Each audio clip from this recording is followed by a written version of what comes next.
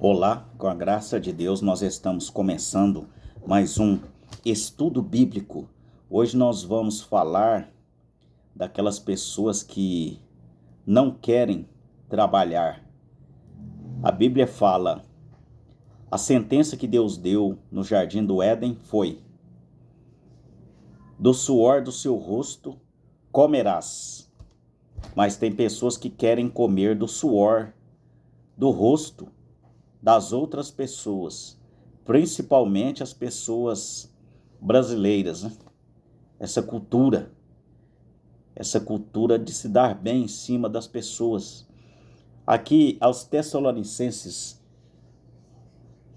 segundo aos Tessalonicenses 3, nas exortações diversas, saudações, veja o que Paulo escreve: mando-vos, porém, irmãos, em nome de nosso Senhor Jesus Cristo, que vos apartei de todo irmão que andar desordenadamente. Veja, aqui não está falando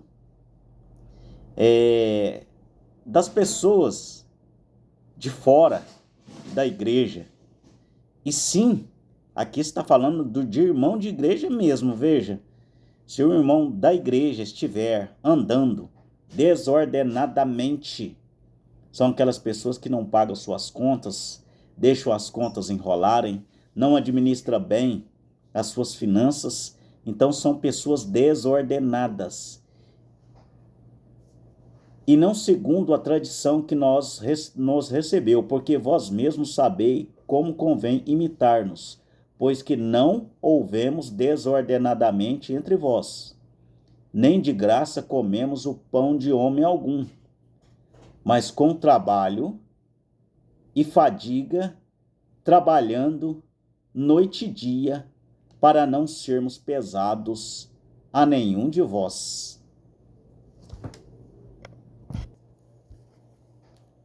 Não porque não tivéssemos autoridade, mas para vos dar em nós mesmos exemplo, para nos imitardes. Porque quando ainda estávamos convosco, aqui é Paulo, né? Paulo mostrando que Paulo, ele não era pesado, mesmo ele merecendo ali, porque ele era pastor, ele merecia ter o alimento. A Bíblia dá o direito ao pastor, mas aqui Paulo não foi pesado. Porque quando ainda estávamos convosco, vos mandamos isto, que se alguém não quiser trabalhar, não coma também. Veja, se não quer trabalhar, não coma. Por quê? Foi uma sentença que Deus deu para todo homem que não quiser trabalhar, que não coma. Então não tenha dó dessas pessoas que não querem trabalhar. São pessoas indignas, injustas. São pessoas que não querem trabalhar, são pessoas que estão fugindo da sentença que Deus deu. Porquanto ouvimos que alguns entre vós andam desordenadamente, não trabalhando, antes fazendo coisas vãs, coisas erradas, roubando, cometendo fraudes. A esses tais, porém, mandamos e exortamos por nosso Senhor Jesus Cristo, que trabalhando com sossego, comam o seu próprio pão. E vós, irmãos, não vos canseis de fazer o bem. Tem pessoas que pensam que fazer o bem é dar dinheiro para os outros. Fazer o bem é fazer aquilo que vai ajudar a pessoa. Eu vou citar um exemplo. Você tem um filho. O seu filho comete ali uma arte que não pode fazer. O que o pai faz? Ele pega uma vara e castiga a criança com a vara. O que esse pai está fazendo? Está fazendo o bem para esta criança. Então, tem pessoas, principalmente essas pessoas manipuladoras, querem usar essas escrituras para se dar bem. Mas se alguém não obedecer à nossa palavra por esta carta, notai o tal, e não vos misturei com ele, para que se envergonhe, para que essa pessoa tenha vergonha, apartar dele para que ele tenha vergonha.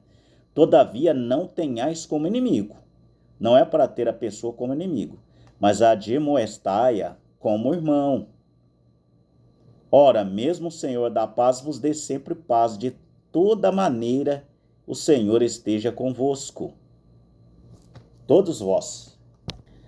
Aqui em 1 Timóteo 5, ele fala daquelas viúvas que necessitam de ajuda. Ora, aqui é verdadeiramente viúva e desamparada, espera em Deus e persevera de noite e de dia em rogos e orações. Mas aqui vive em deleites, vivendo está morta. Manda, pois, essas coisas para que elas sejam irrepreensíveis. Mas se alguém não tem cuidado dos seus, principalmente dos da sua família, negou a fé e é pior do que o infiel. Então, nós temos que cuidar daqueles irmãos da igreja, porque é um irmão, é isso que a Bíblia quer dizer aqui, ó. Cuidado dos seus, a igreja cuidar daquilo que é dela, daqueles irmãos que é dela. Nunca seja escrita viúva com menos de 60 anos. Então, se o marido da viúva, da mulher morre, se ela tem menos de 60 anos, ela tem que trabalhar. A igreja não tem que estar sustentando esta mulher. A Bíblia diz aqui, ó, nunca seja escrita viúva com menos de 60 anos. E só que tenha sido mulher de um só homem. Quer dizer, que tenha sido uma mulher que não se prostituiu, tendo testemunho de boas obras, se criou os filhos, se exercitou hospitalidade, se lavou os pés dos santos, se socorreu os aflitos, se praticou toda a boa obra. Mas não admitas as viúvas mais novas, porque quando se tornam levianas contra Cristo, querem casar-se, tendo já sua condenação por haver aniquilado a primeira fé. Além disso, aprendem também a andar ociosas de casa em casa, e não só ansiosas, mas também paroleiras e curiosas, falando que não convém. Querem, pois, que as moças se casem, gerem filhos, governem bem a casa, e não deem ocasião ao adversário de maldizer-vos. Porque já algumas se desviaram após Satanás. Se algum crente ou alguma crente tem viúvas, socorras. Então a igreja, o dinheiro do dízimo, primeiramente o dinheiro do dízimo, o pastor tira o dinheiro do dízimo para socorrer ele e a sua família. Ele tem direito de tirar aquele dinheiro que ele precisar, e o dinheiro que sobrar, ele ajuda as viúvas. Se algum crente ou alguma crente tem viúvas, socorras, para socorrer as viúvas, e não se sobrecarregue a igreja, para que se possam sustentar as que deveras são viúvas. Então não deve sobrecarregar a igreja. Tem pessoas que pensam que a igreja é para sair dando cesta básica para aquelas pessoas que moram, moradores de rua, pessoas que não querem nada com Deus. Pega o dinheiro da igreja e sai distribuindo. O dízimo não é para isso. O dízimo é para sustentar o pastor com a sua família, e o dinheiro que sobra é para ele sustentar as viúvas. E a igreja necessita de dinheiro para que ela possa sobreviver. Água, energia elétrica e outros utensílios que a igreja necessita. Então a igreja não está posta aqui para dar cesta básica. Para isso nós temos o órgão político, que tem o dever de fazer essas coisas, sustentar essas pessoas do mundo. Por isso, políticas públicas são chamados. Aqui aos Gálatas 6, verso 10, está escrito assim, ó, a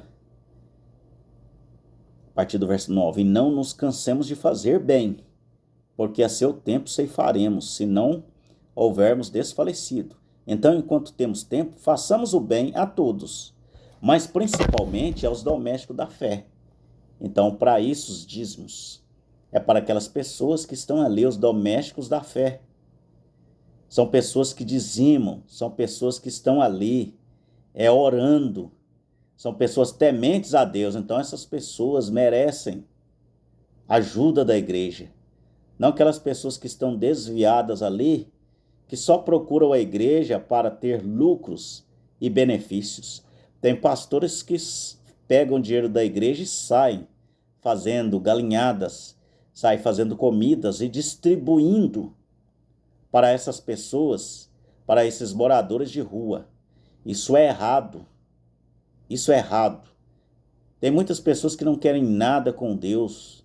Estão incentivando essas pessoas a ficarem na rua. Essas pessoas não querem trabalhar e querem sobreviver à custa do suor do rosto dos outros.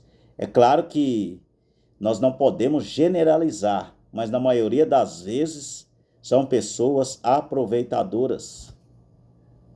A Bíblia fala que o justo, ele não mendiga pão. Uma pessoa que não devolve dízimo, ela está roubando de Deus. Deus não tem compromisso com essa pessoa que rouba a Deus nos dízimos, que rouba a Deus nas ofertas. Lá em Malaquias fala disso. Rouba a Deus nas orações. Então, nós temos que ter sabedoria até para ajudar uma pessoa. O dinheiro da igreja tem que ser bem administrado. Agora, às vezes a igreja ajuda alguma pessoa que necessita de ajuda. Ali tem os diáconos vão, investigam aquela pessoa e vê se verdadeiramente aquela pessoa está necessitado. Não vai dando assim alimento, vai dando as coisas sem primeiro fazer uma investigação clara e ver a intenção daquela pessoa, se aquela pessoa quer alguma coisa com Deus. Porque se aquela pessoa, tem pessoas que nem em Deus acredita. Então, como é que você vai ajudar uma pessoa que não acredita nem em Deus? Não tem como. Que o Senhor Jesus Cristo vos abençoe. Dê o seu like, passe este vídeo aqui para quem necessita de um ensinamento como esse. E para que o YouTube entenda que esse ensinamento é de grande importância, pode passar para frente este vídeo.